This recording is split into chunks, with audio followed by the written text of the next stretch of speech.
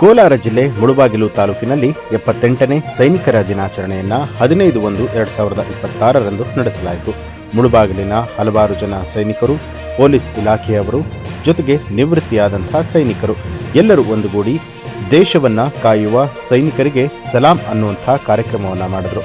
ಈ ಕಾರ್ಯಕ್ರಮದಲ್ಲಿ ರಾಜಕಾರಣಿಗಳು, ಶಾಲೆಯ ಮಕ್ಕಳು ಹಾಗೆ ಕುಟುಂಬಸ್ಥರು ಕಾರ್ಯಕ್ರಮದಲ್ಲಿ ಭಾಗಿಯಾಗಿ ಯಶಸ್ವಿಯಾಗಿ ಕಾರ್ಯಕ್ರಮವನ್ನು ನಡೆಸಲಾಯಿತು.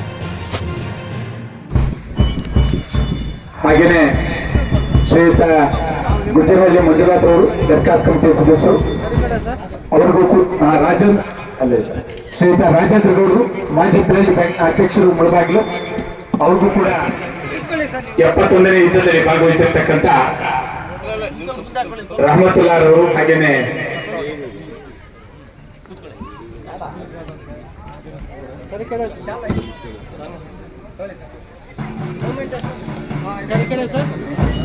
ಇಬ್ಬರು ಮಾಜಿ ಯೋಧರಿಗೆ ಹೆಮ್ಮೆಯ ಸನ್ಮಾನ ವೇದಿಕೆಯಲ್ಲಿ ಉಪಸ್ಥಿತಿರ್ತಕ್ಕಂಥ ಎಲ್ಲ ಅತಿಥಿಸರು ಆಗಿರ್ತಕ್ಕಂಥ ಶ್ರೀಯುತ ಗುಜ್ಜರಹಳ್ಳಿ ಮಂಜುನಾಥ್ ಅವರಿಗೆ ಮಾಜಿ ಯೋಧರ ಟ್ರಸ್ಟ್ ವತಿಯಿಂದ ಕಿರು ಸನ್ಮಾನ.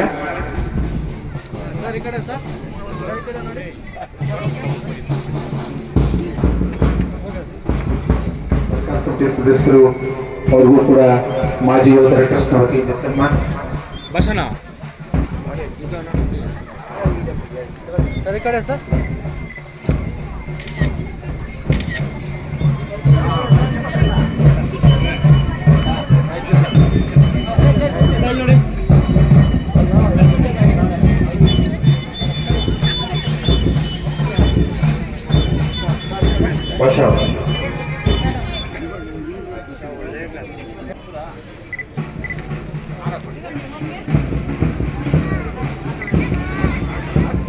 ಸರಿ ಕಡೆ ಸರ್. ಸರ್ ಒಂದು ನಿಮಿಷ.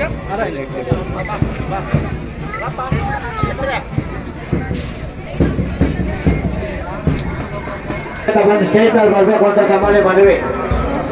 ಹೊಸಬರು ನ್ಯೂ ಅಡ್ಮಿಷನ್ ನಮ್ಮ ಸಂಘದಲ್ಲಿ ಆಗಿರ್ತಕ್ಕಂಥ ಎಲ್ಲ ಫ್ಯಾಮಿಲೀಸು ಸರ್ ವೇದಿಕೆಗೆ ಬರಬೇಕು ಅಂತ ತಮ್ಮಲ್ಲಿ ಮನವಿ ಸರ್. ನ್ಯೂ ಜಾಯಿನ್ ಯಾರ್ಯಾರು ಇದ್ದೀರಿ ಅವರೆಲ್ಲ ಬರಬೇಕು ಅಂತ ತಮ್ಮಲ್ಲಿ ಮನವಿ ಸರ್. ನ್ಯೂ ಜಾಯಿನ್ ಯಾರ್ಯಾರು ಇದ್ದೀರಿ, ಹೊಸದಾಗಿ ಯಾರ್ಯಾರು ಜಾಯಿನ್ ಆಗಿದ್ದೀರಿ. ರಾಣಿಜಿ, ತಾಜುನ್ನಿಸಾ, ಇಷ್ಟು ಜನ ದಯಮಾಡಿ ವೇದಿಕೆಗೆ ಬರಬೇಕು.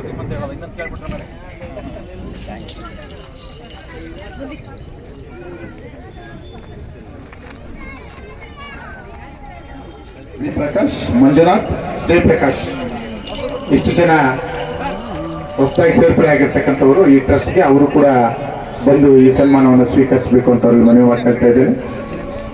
ಅನುಶಾಸನ ಹೀಗಿದೆ ನೋಡಿ, ನಮ್ಮ ಅನುಭವಗಳು ಹೀಗಿದೆ ನೋಡಿ ಅನ್ನೋದನ್ನ ವ್ಯಕ್ತಪಡಿಸ್ತಾ ಇವತ್ತಿನ ದಿವಸ ಆ ಬಡತನವನ್ನ ಹೋಗ್ಲಾಡ್ಸೋದಕ್ಕೆ ನಾವೇನ್ ಮಾಡ್ತಾ ಇದ್ದೀವಿ, ರಾಜ್ಯ ಸರ್ಕಾರವನ್ನ ನಮ್ಗೆ ಯಾವ್ದಾರ ಒಂದು ಜಮೀನ್ ಕೊಡಿ ಅಥವಾ ಒಂದು ಸೈಟ್ ಕೊಡಿ ಅಂತ ರಿಕ್ವೆಸ್ಟೇಷನ್ ಮಾಡಿದ್ರೂ ಕೂಡ ತುಂಬಾ ಸುತ್ತಾಡಿಸ್ತಾರೆ. ಆದ್ರೆ ನಿಜವಾದ ನಾನು ಹೇಳ್ತೀನಿ, ಸೈನಿಕರೇ ಇಲ್ಲ ಅಂತ ಹೇಳಿದ್ರೆ, ಮನೆಯೆಲ್ಲ ನೀವು ನೋಡಿದ್ದೀರಿ ಆಲ್ರೆಡಿ, ಸೈನಿಕರೇ ಇಲ್ಲ ಅಂತ ಹೇಳಿದ್ರೆ ಈ ದೇಶದಲ್ಲಿ ಯಾರು ಬದುಕಲಿಕ್ಕೆ ಸಾಧ್ಯ ಇಲ್ಲ. ಮೊದಲಾದ್ರೂ ಕೈಯಲ್ಲಿ ಜಗಳ ಆಡ್ತಾ ಇದ್ರು, ಬಂದೂಕಲ್ಲಿ ಜಗಳ ಆಡ್ತಾ ಇದ್ರು. ಇವಾಗ ಆ ತರದ್ದೆಲ್ಲ ಏನು ಇಲ್ಲ. ಕೇವಲ ನಿಂತ್ಕೊಂಡ ಜಾಗದಲ್ಲಿ ಬಟನ್ ಒತ್ತಿದ್ರೆ ಸಾಕು, ಯಾವ ರಾಜ್ಯದ ಮೇಲೆ, ಯಾವ ಜಿಲ್ಲೆ ಮೇಲೆ, ಯಾವ ತಾಲೂಕು ಮೇಲೆ ಬೇಕಾದ್ರೂ ಕೂಡ ನಮ್ಮನ್ನ ಅವರು ಸರ್ವನಾಶ ಮಾಡಬಹುದು. ಇಂತಹ ಪರಿಸ್ಥಿತಿಯಲ್ಲಿ ಇರುವಾಗ ಒಬ್ಬ ಸೈನಿಕ ಇಲ್ಲಿಂದ ಹೋಗಿ ಅಷ್ಟು ಕಷ್ಟ ಬಿದ್ದು ಸರ್ವಿಸ್ ಮಾಡ್ತಾ ಇದ್ದಾನೆ. ಆ ಸೈನಿಕನಿಗೆ ನಾನು ಧನ್ಯವಾದ ಹೇಳ್ತೀನಿ. ನಿನ್ನೆ ಭಾನುವಾರದ ದಿವಸ ಒಂದು ಇನ್ಸಿಡೆಂಟ್ ನಡೆದಿದೆ. ಪ್ರಮೋದ್ ಯಾದವ್ ಅಂತ ಹೇಳ್ಬಿಟ್ಟು ಆತ ತನ್ನ ಹೆಂಡತಿನ ನೋಡಕ್ ಬರ್ತಾನೆ. ಹೆಂಡತಿ ಹೊಟ್ಟೆಯಲ್ಲಿ 9 ತಿಂಗಳು ಮಗು ಇರುತ್ತೆ. ಆ ಹೆಂಡತಿ ಬರ್ದಿರ್ತಾಳೆ, ನಂದು ಡೆಲಿವರಿ ಇಷ್ಟನೇ ತಾರೀಕು ಆಗ್ತದೆ, ನೀವು ಬನ್ನಿ ಅಂತ ಹೇಳಿ ಕರೆದಿರ್ತಾಳೆ. ಅವನು ರಜಾ ತಕೊಂಡು ಬರ್ತಾನೆ. ಬರೋವಾಗ ರಸ್ತೆಯಲ್ಲಿ ಅಪಘಾತ ಆಗುತ್ತೆ. ಹೆಂಡತಿ ಇಲ್ಲಿ ಡೆಲಿವರಿ ಆಗ್ತಾಳೆ, ಆತ ಅಪಘಾತ ಆಗಿ ಆತನ ತೀರ್ಕೊಂಡ್ಬಿಡ್ತಾನೆ. ಆ ಹೆಂಡತಿ ಆದವಳು ತೀರ್ಕೊಂಡಿದ ತಕ್ಷಣನೇ ಇನ್ಫಾರ್ಮೇಶನ್ ಬರುತ್ತೆ, ನಿಮ್ಮ ಗಂಡ ರಸ್ತೆಯಲ್ಲಿ ತೀರ್ಕೊಂಡಿದ್ದಾರೆ ಅಪಘಾತದಿಂದ ಅಂತ ಹೇಳಿದ ತಕ್ಷಣ ಎಷ್ಟು ದೊಡ್ಡ ಆಘಾತವಾಗುತ್ತೆ ಮನಸ್ಸಿಗೆ ಅಂತ ಹೇಳಿದ್ರೆ, ಆ ವ್ಯಕ್ತಿ ಎಷ್ಟು ಆಸೆಯಿಂದ ತನ್ನ ಮಗುವನ್ನ ನೋಡ್ಬೇಕು ಅಂತ ಬರ್ತಾನೆ, ಆದ್ರೆ ನೋಡ್ಲಿಕ್ಕೆ ಆಗೋಲ್ಲ. ತನ್ನ ಹೆಂಡತಿ ತನ್ನ ಗಂಡನ್ನ ಕಣ್ಣಾರೆ ನೋಡ್ಬೇಕಂತ ಮನಸ್ಸಿಟ್ಕೊಂತಾಳೆ, ಅದು ನೋಡಕ್ಕಾಗಲ್ಲ. ಆ ಸಮಯದಲ್ಲಿ ಆಸ್ಪತ್ರೆಯಿಂದ ಅದೇ ಸಿಚುವೇಶನ್ ಅಲ್ಲೇ ಸ್ಮಶಾನಕ್ಕೆ ಕರ್ಕೊಂಡು ಹೋಗಿ ಅವನ ಅಂತಿಮ ಸಂಸ್ಕಾರ ನಡೀತದೆ. ಕನ್ನಡ ಅಷ್ಟು ಬರಲ್ಲ, ಏನಾದ್ರು ತಪ್ಪು ಮಾತಾಡಿದ್ರೆ ತಪ್ಪು ತಿಳ್ಕೋಬೇಡ. Actually I am working as a doctor at ECHS since last 10 years. Really today everyone explained about soldiers, how much hard work they'll do. ತುಂಬಾ ಖುಷಿ ಆಗ್ತಾ ಇದೆ. ಅಂಡ್ ಇನ್ನೊಂದ್ ಏನಂದ್ರೆ ಎಲ್ಲಾರು ECHS ಅಂತ ಒಂದಿದೆ, ನಿಮ್ಗೋಸ್ಕರ ಎಲ್ಲಾ ಸೋಲ್ಜರ್ಸ್ ಕೆಲಸ ಮಾಡಿ ಅಲ್ಲಿ ಸರ್ವಿಸ್ ಕೊಟ್ಬಿಟ್ಟು ಬಂದಿದ್ದಾರೆ. ಎಲ್ಲಾರು ಬಂದು ಫೆಸಿಲಿಟೀಸ್ ತಗೊಳ್ಳಿ, ಎಲ್ಲಾರ್ಗು ಟ್ರೀಟ್ಮೆಂಟ್ ಕೊಡ್ತಾ ಇರೋದಕ್ಕೆ ನನಗೆ ತುಂಬಾ ಖುಷಿ ಆಗ್ತಾ ಇದೆ. Thank you. ಫ್ಯಾಮಿಲೀಸ್ ಮತ್ತೆ ವೀರನಾರಿಯರು ಮಾಜಿ ಅವರೆಲ್ಲ ಇದ್ದಾರೆ, ಅವ್ರ ಮಕ್ಕಳಿದ್ದಾರೆ, ಅವ್ರ ಕುಟುಂಬ ಇದೆ, ಅವ್ರಿಗೆಲ್ಲ ನನ್ನ ಅಭಿನಂದನೆಗಳನ್ನ ಸಲ್ಲಿಸ್ತಾ ಇದ್ದೀನಿ. ಈ ಕಾರ್ಯಕ್ರಮಕ್ಕೆ ಅತಿ ಹೆಚ್ಚಿನ ಜನಸಂಖ್ಯೆ ಬಂದು ನೀವು ಭಾಗವಹಿಸಿದ್ದೀರಿ. ಇದರಲ್ಲಿ ಇನ್ನೂ ಸುಮಾರು ಜನ ಬರಬೇಕಾಗಿತ್ತು, ಬಂದಿಲ್ಲ. ಯಾಕಂತ ಹೇಳಿದ್ರೆ ಅವ್ರ ಡ್ಯೂಟಿಗಳಿದೆ, ಫ್ಯಾಮಿಲೀಸು ಬಂದಿಲ್ಲ, ಕಳಿಸಿಲ್ಲ. ಅದಕ್ಕೋಸ್ಕರ ಮುಂದಿನ ಪ್ರೋಗ್ರಾಮ್ ಈ ಥರ ಮಿಸ್ ಮಾಡ್ಕೊಬೇಡಿ. ಹಾಗೆ ಕಾಲೇಜಿನ NCC ಮಕ್ಕಳು ಬಂದಿದ್ದಾರೆ, ಅವ್ರಿಗೂ ನನಗೆ ನಮ್ಮ ಪರವಾಗಿ ಟ್ರಸ್ಟಿನ ಪರವಾಗಿ ವಂದನೆಗಳನ್ನ ಅರ್ಪಿಸ್ತಾ ಇರ್ತೀವಿ. ಮತ್ತೆ NCC ಮಕ್ಕಳು ಸರ್ NCC ಮಕ್ಕಳು ಬಂದಿದ್ದಾರೆ, ಅವ್ರಿಗೂ ನಮ್ಮ ಟ್ರಸ್ಟಿನ ವತಿಯಿಂದ ಅಭಿನಂದನೆಗಳನ್ನು ಸಲ್ಲಿಸ್ತಾ ಇರ್ತೀವಿ. ಮುಖ್ಯವಾಗಿ ಇಲ್ಲಿ ಮಾತಾಡೋದೇನು ಇಲ್ಲ, ವಿಷಯ ಏನಂದ್ರೆ ಈ ಕಾರ್ಯಕ್ರಮವನ್ನು ಯಶಸ್ವಿಯಾಗಿ ನೆರವೇರಿಸಬೇಕು ಅಂತ ಹೇಳಿದ್ರೆ ನಾವು ಚಿಕ್ಕದಾಗಿ ಮಾಡಬೇಕು, ಚೊಕ್ಕವಾಗಿ ಮಾಡಬೇಕು ಅಂತ ಎಲ್ಲೋ ಒಂದು ಕಡೆ ಮೂಲೆಯಲ್ಲಿ ಮಾಡೋಣ ಅಂತ ಹೇಳಿ ಅನ್ಕೊಂಡಿದ್ವು. ಆದ್ರೆ ಇದು ಬೆಳೀತಾ ಬೆಳೀತಾ ನಮ್ಮ ಜನಗಳೇ ಎಲ್ಲ ಹೋಗಿ ಒಂದು ಕಡೆ ಮಾತಾಡ್ತಾ ಇರ್ಬೇಕಾದ್ರೆ ಮಂಜುನಾಥ್ ಅವ್ರು ಬಂದು ಕೇಳಿದ್ರು, ನಿಮ್ ಪ್ರೋಗ್ರಾಮ್ ಅನ್ನ ಚೆನ್ನಾಗಿ ಮಾಡ್ಕೊಡ್ತೀವಿ, ಯಶಸ್ವಿಯಾಗಿ ಮಾಡ್ಕೊಡ್ತೀವಿ ಅಂತಂದ್ರು. ನಾವ್ ಹೇಳಿದ್ವು ನಾವ್ ರಾಜಕೀಯ ಬೇಡಪ್ಪ ಅಂತ ಫಸ್ಟ್ ಅಂದ್ವು. ಇಲ್ಲ, ಅದೆಲ್ಲ ಬೇಕಾಗಿಲ್ಲ, ನಾವ್ ಮಾಡ್ಕೊಡ್ತೀವಿ ಬನ್ನಿ ಅಂತ ಹೇಳಿದ್ರು. ಅದೇ ಪ್ರಕಾರ ಅವರು ನಮ್ಮನ್ನ ಆದಿನಾರಾಯಣ ಅವ್ರ ಹತ್ರ ಕರ್ಕೊಂಡು ಹೋಗಿದ್ರು. ಆದಿನಾರಾಯಣ ಅವ್ರು ಮಾತಾಡಿ, ಸ್ವಾಮಿ ನಿಮ್ ಪ್ರೋಗ್ರಾಮ್ ಚೆನ್ನಾಗಿ ಮಾಡ್ಕೊಡ್ತೀವಿ, ಆ ಮಾಜಿ ಯೋಧರಿಗೆ ತುಂಬಾ ಹೆಸರು ಬರ್ಬೇಕು ನಾನು ನಿಮ್ಮಿಂದ ಅಂತ ಹೇಳಿದ್ರು. ಅದೇ ಪ್ರಕಾರ ಅವ್ರು ಇವತ್ತಿನ ದಿವಸ ಈ ಪ್ರೋಗ್ರಾಮ್ ಅಲ್ಲಿ ಪ್ರತಿಯೊಂದು ಖರ್ಚು ಅವ್ರದ್ದೇ, ನಮ್ದೇನು ಇಲ್ಲ. ದಯವಿಟ್ಟು ಎಲ್ಲ ಕೇಳಿಸ್ಕೊಳ್ಳಿ, ಈ ಪ್ರೋಗ್ರಾಮ್ ನಲ್ಲಿ ಪ್ರತಿಯೊಂದು ಖರ್ಚು ಅವ್ರದ್ದೇ, ನಮ್ದೇನಿಲ್ಲ. ನೀವು ಕ್ಲಾಪ್ಸ್ ಹೊಡೆದ್ರೆ ಅವ್ರಿಗೂ ಒಂದು ಸಂತೋಷ ಆಗುತ್ತೆ. ನೀವು ಕ್ಲಾಪ್ಸ್ ಹೊಡೆಯೋದಕ್ಕೆ ಅನುಮಾನಿಸ್ತಾ ಇರ್ತೀರಲ್ಲ, ಯಾಕೆ ಅಂತ ನನಗೆ ಅರ್ಥ ಆಗ್ತಾ ಇಲ್ಲ. ಕ್ಲಾಪ್ಸ್ ಹೊಡೀರಿ, ಕೇಳಿಸ್ತೆ ಅವ್ರಿಗೆ ಸ್ವಲ್ಪ. ಅವ್ರ ಕಾರಣಾಂತರದಿಂದ ಬಂದಿಲ್ಲ, ಅವ್ರಿಗೆ ಕೇಳಿಸ್ಬೇಕು. ನಾವು ಈ ದೇಶದಲ್ಲಿ, ಭಾರತ ದೇಶದಲ್ಲಿ ಸುಮಾರು 140 ಕೋಟಿ ಜನ ನೆಮ್ಮದಿಯಾಗಿ ಜೀವನ ಮಾಡ್ತಾ ಇದ್ದಾರೆ. ಅದೇ ರೀತಿ ನಮ್ಮ ಕೇಂದ್ರ ಸರ್ಕಾರನು ಒಂದು ಯೋಚನೆ ಮಾಡ್ಬೇಕು ಮುಂದಿನ ದಿನಗಳಲ್ಲಿ. ಪ್ರತಿಯೊಬ್ಬ ಕುಟುಂಬದಿಂದ ಪ್ರತಿಯೊಬ್ಬರು ಎಲ್ಲಿ ಭಾರತೀಯನಾಗಿ ಹುಟ್ಟಿದವನು 18ನೇ ವಯಸ್ಸಲ್ಲೋ 20ನೇ ವಯಸ್ಸಲ್ಲೋ 1-2 ವರ್ಷ ನಮ್ಮ ಮಿಲಿಟರಿ ಸೇರ್ಬಿಟ್ರೆ ನಮ್ಮ ದೇಶ ಯಾವುದೋ ಇದಕ್ಕೆ ಹೋಗ್ಬಿಡುತ್ತೆ. ಅಂತ ಒಂದು ಕಾರ್ಯಕ್ರಮ ಸರ್ಕಾರ ಮಾಡಬೇಕು ಅಂತ ಹೇಳ್ತಾ, ಈ ಒಂದು ಕಾರ್ಯಕ್ರಮದಲ್ಲಿ ಅನೇಕ ಗಣ್ಯಮಾನ್ಯರು ನಾವು ವೇದಿಕೆ ಮೇಲೆ ಹೇಳೋದು ಮತ್ತೆ ಅನೇಕ ನಮ್ಮ ಜೊತೆ ಅನೇಕ ಗಣ್ಯಮಾನ್ಯರಿದ್ದಾರೆ. ಅದರ ಜೊತೆಗೆ ನೀವು ನಿಮ್ಮ ಕುಟುಂಬದವರು, ನಿಮ್ಮ ಕುಟುಂಬದವರು, ನಿಮ್ಮ ಮಕ್ಕಳು ಮೊಮ್ಮಕ್ಕಳು ಎಲ್ಲರೂ ಬಂದಿರಿ. ಸೊ ಎಲ್ರಿಗೂ ಒಳ್ಳೇದಾಗಲಿ. ಈ ಸೈನಿಕ ದಿನಾಚರಣೆಯನ್ನು ಪ್ರತಿ ವರ್ಷ ನಮ್ಮಿಂದ ಆದಷ್ಟು ಅದ್ದೂರಿಯಾಗಿ ಇನ್ನೂ ಹೆಚ್ಚಿಗೆ ಮಾಡೋಕ್ಕೆ ನಮ್ಮ ಸಂಪೂರ್ಣ ಸಹಕಾರ ಇರುತ್ತೆ ಅಂತ ಈ ಸಮಯದಲ್ಲಿ ಹೇಳಿ, ನಿಮ್ಮ ಜೊತೆ ಈ ಸಂಭ್ರಮಾಚರಣೆಯಲ್ಲಿ ಭಾಗವಹಿಸೋಕ್ಕೆ ಅವಕಾಶ ಕೊಟ್ಟಿದ್ದಕ್ಕೆ ತಮ್ಗೆಲ್ಲರ ಒಂದು ದಿವಸ ನಾನು ಮಾತಾಡಿ ಮುಗಿಸ್ತೀನಿ. 78ನೇ ಆರ್ಮಿ ಡೇಯನ್ನ ನಮ್ಮ ಮುಳಬಾಲ್ ತಾಲೂಕಲ್ಲಿ ಆಚರಣೆ ಮಾಡಿದ್ರೆ ತುಂಬಾ ಸಂತೋಷ.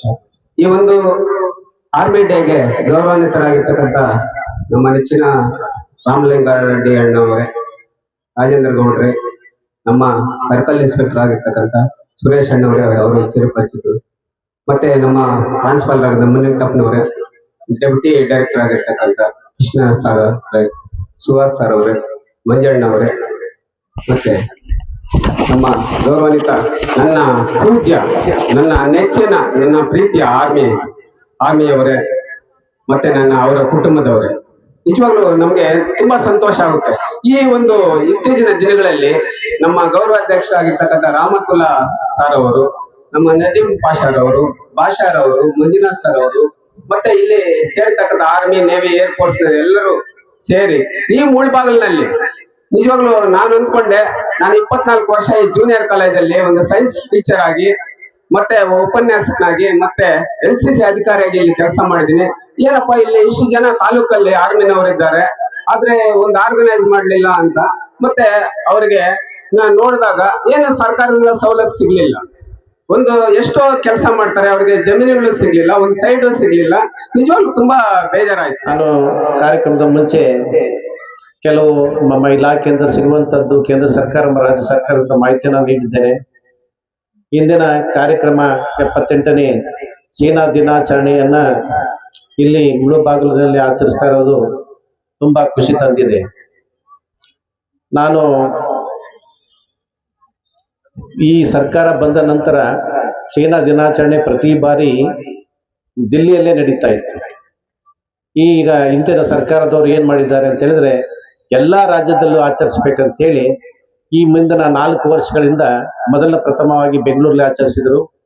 ಹಿಂಗೆ ಈ ದಿನ ಇವತ್ತು ಏನು ಸೇನಾ ದಿನಾಚರಣೆ ನಡೀತಾ ಇದೆ, ಇವತ್ತು ರಾಜಸ್ಥಾನದ ಜೈಪುರ್ನಲ್ಲಿ ಆಚರಣೆಯನ್ನ ಮಾಡ್ತಾ ಇದ್ದಾರೆ. ಇದನ್ನ ಏನು ಉದ್ದೇಶ ಏನು ಅಂತ ಹೇಳಿದ್ರೆ ಪ್ರತಿ ರಾಜ್ಯದಲ್ಲಿ ಸೇನೆಯ ಬಗ್ಗೆ ಎಲ್ಲರಿಗೂ ಮನವರಿಕೆ ಆಗಲಿ ಅನ್ನೋ ಉದ್ದೇಶದಿಂದ ಈ ಕೇಂದ್ರ ಸರ್ಕಾರ ಈ ತೀರ್ಮಾನವನ್ನು ತೆಗೆದುಕೊಂಡಿದೆ. ಬಹಳ ಇದು ಸಂತೋಷವಾದ ವಿಷಯ. ಹಾಗೆ ನಮ್ಮ ಸೈನಿಕರ ಬಗ್ಗೆ ಸಾಕಷ್ಟು ಅತಿಥಿಗಳು ಈಗಾಗಲೇ ತಿಳಿಸಿದ್ದಾರೆ. ನಾವು ಸಹ ಸೈನ್ಯದಲ್ಲಿ ಸೇವೆ ಮಾಡಿದ್ದೇವೆ. ಸೈನ್ಯದಲ್ಲಿ ಮಾಡುವಂತಹ ಒಂದು ಸೇವೆ ಅದು ಸ್ವಾರ್ಥವನ್ನು ತುಂಬಿರುವುದಿಲ್ಲ, ನಿಸ್ವಾರ್ಥವಾಗಿ ಇರುತ್ತೆ. ಅದರಿಂದಾಗಿ ಇವತ್ತು ನಮ್ಮ ಸೈನಿಕರು ಅಲ್ಲಿ ಗಡಿ ಕಾಯುತ್ತಾರಿಂದವಾಗಿ ನಾವು ಸುಖವಾಗಿದ್ದೇವೆ ಅನ್ನೋದು ಎಲ್ಲರಿಗೂ ಗೊತ್ತಿರೋ ವಿಚಾರವೇ. ಆದ್ದರಿಂದ ನಮ್ಮ ಗಡಿಯಲ್ಲಿ ಕಾಯುತ್ತಿರುವ ಸೈನಿಕರೊಂದಿಗೆ ನಾವಿದ್ದೇವೆ ಈ ಅಂತ ಮಾತನ್ನು ಈ ವೇದಿಕೆಯಿಂದ ಅವ್ರಿಗೆ ಮುಟ್ಟಿಸೋಣ. ಅವರ ಜೊತೆಯಲ್ಲಿ ಅವರ ಕುಟುಂಬವನ್ನು ಅವ್ರನ್ನ ನೋಡುವಂತಹ ಕರ್ತವ್ಯವನ್ನು ನಾವು ಬೆಳೆಸ್ಕೊಳ್ಬೇಕಾಗಿದೆ.